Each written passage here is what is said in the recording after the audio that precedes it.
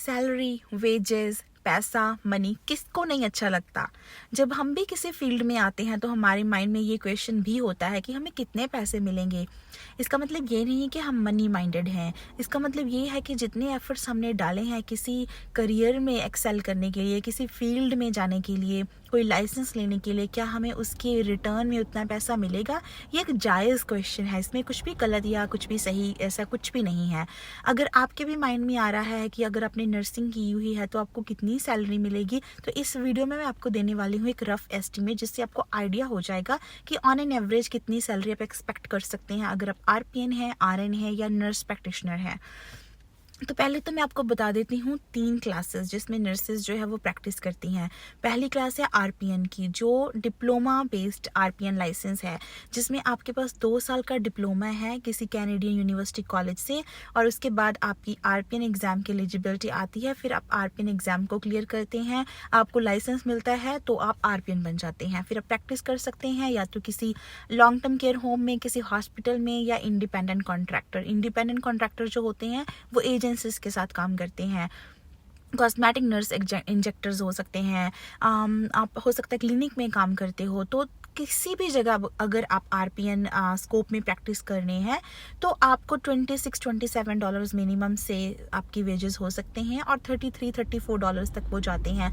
मैंने अपनी प्रैक्टिस में किसी आरपीएन को $35 से ज़्यादा लेते नहीं देखा है। हो सकता है आप किसी डिफरेंट यूनियन के साथ हो, डिफरेंट प्रोविंस में हो, कुछ भी गलत या कुछ भी सही के बारे में बात नहीं हम कर रहे हैं। मैं आपको आइडिया दे रही हूँ कि इतना ये रफ आइडिया है, इतनी वेजेस आपको मिल सकती हैं। जब मैंने स्टार्ट किया था तब $24-25 हुआ करती थी आरपीएन्स की सैलरी, वो 2020 की बात है। और उसके बाद कुछ यूनियंस जो हैं उनकी सैलरी बढ़ी है, और डिफरेंट यूनियंस के डिफरेंट कलेक्टिव एग्रीमेंट्स हैं। तो हो सकता है $25-26 अब स्टार्टिंग में मिलते हो, और मैक्सिमम $33-34 तक जाता हो। और बहुत सारे जो हैं आरपीएन्स हैं, बहुत सारी वर्क प्लेसेस पे आरपीएन्स का एक्सपीरियंस भी कंसिडर होता है। फॉर एग्जांपल आप किसी एक प्लेस से दूसरी प्लेस में जा रहे हैं तो हो सकता है आपका 3 साल का एक्सपीरियंस कंसिडर होके आपके वेज बढ़ जाएं। हो सकता है आपको बिल्कुल एज अ फ्रेशर स्टार्ट करना पड़े। तो ये है आपके यूनियन के बेस के ऊपर इंफॉर्मेशन। तो जो आरएन्स होती हैं, रजिस्टर्ड नर्सेज होती हैं, वो थोड़ी डिफरेंट स्कोप में प्रैक्टिस करती हैं। उनकी 4 साल की डिग्री होती है, या फिर उनके पास आरएन का लाइसेंस होता है। तो इसमें थोड़ा सा डिफरेंस है, मैं आपको किसी और वीडियो में समझाऊंगी कि 4 साल की डिग्री होकर आरएन लेना और आरएन लेकर बाद में बीएससी नर्सिंग करना, ये क्या इसमें डिफरेंस है। तो अभी के लिए आपको बताती हूँ कि जिनके पास रजिस्टर्ड नर्स का लाइसेंस है, जब वो प्रैक्टिस करती हैं तो उनके स्टार्टिंग वेजेस $32-33 से जा सकते हैं, शुरू होकर $52-55 तक, depending upon union. Work place कैसी है उसके ऊपर भी डिपेंड करता है। अगर हॉस्पिटल में है, हो सकता है आपकी यूनियन आपको अलाउ करे $55 तक जाने के लिए। 8-9 ईयर्स के एक्सपीरियंस के ऊपर आपकी सैलरी बढ़ जाए। जब मैंने नटशल देखा है, $32 to $48-49 on an average salary होती है।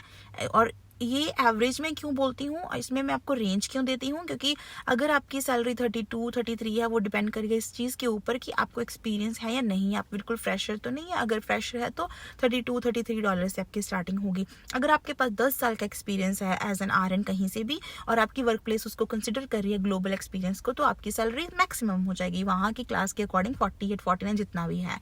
तो ये है आरएन की सैलरी। अब आते हैं नर्स प्रैक्टिशनर्स के ऊपर। जो एनपीज होती हैं वो भी आरएन्स हैं। मैं हमेशा एनपीज होती हैं बोलती हूँ, क्योंकि ज़्यादातर 90% लोग जो मैंने नर्सिंग में देखे हैं वो फीमेल जेंडर को बिलोंग करते हैं। तो ये मुझे बस आदत है, इसमें प्लीज़ कुछ भी गलत मत समझिए।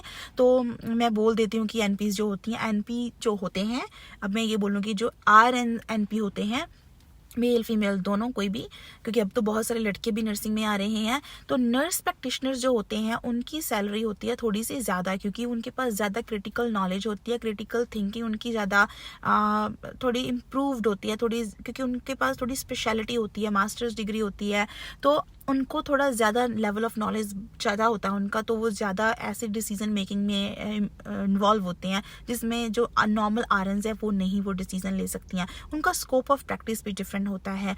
तो जो एनपीज़ होते हैं उनकी सैलरी काफ़ी ज़्यादा जा सकती है। तो मैंने देखा ज़्यादातर एनपीज़ जो होते हैं वो इंडिपेंडेंट कॉन्ट्रैक्टर का भी काम करते हैं हॉस्पिटल्स में, लॉन्ग टर्म केयर होम्स में। तो उनकी सैलरी $60 से शुरू हो जाती है और that can go up to $90 an our.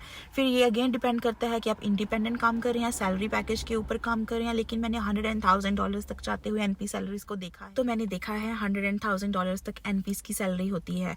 तो क्योंकि उनके पास ज़्यादा स्पेशलिटी होती है, उनका स्कोप ऑफ प्रैक्टिस ज़्यादा वाइडर होता है, वो ज़्यादा डिसीजन मेकिंग कर सकते हैं, वो ऑलमोस्ट डॉक्टर्स की तरह काम करते हैं, तो उसमें सैलरी भी ज़्यादा होती है।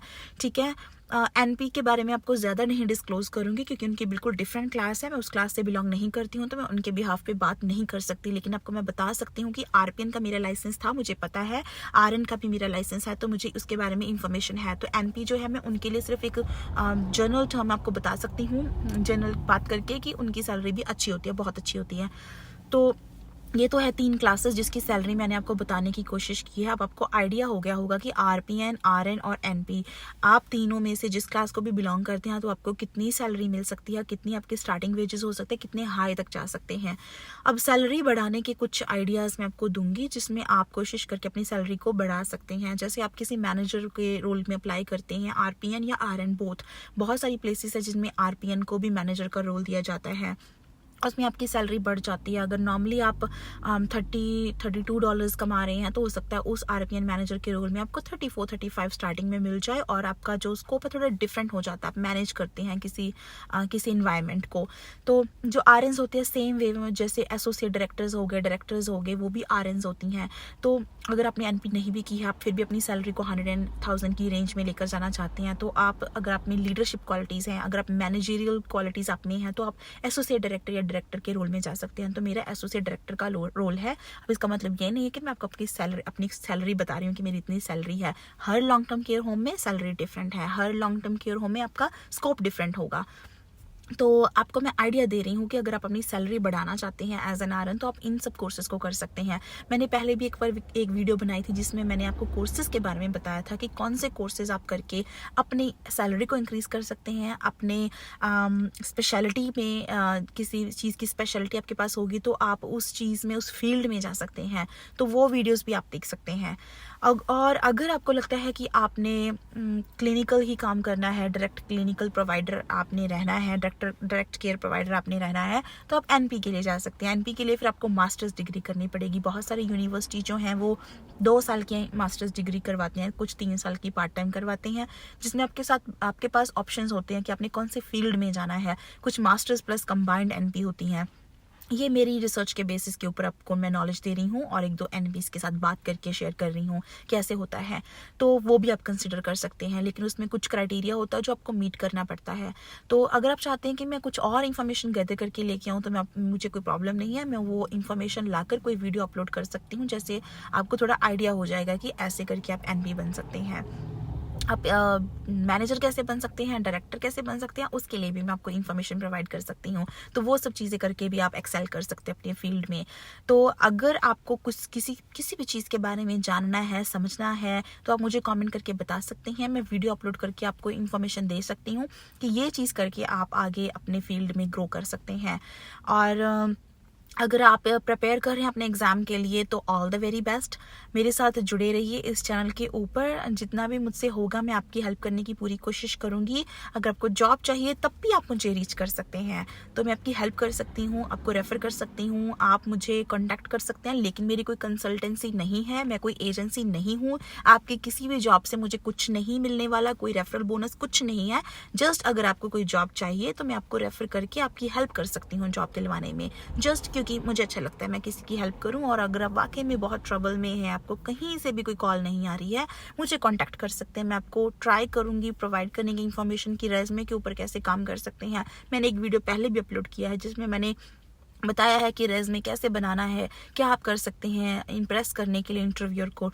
तो उसकी सीरीज़ शुरू की हुई है, उसमें 2 पार्ट्स मैंने अपलोड किए हैं। जल्दी ही मैं पार्ट 3 लेकर आऊँगी जिसमें बात करेंगे कि कौन सी चीज़ें आपको इंटरव्यू में नहीं बोलनी है।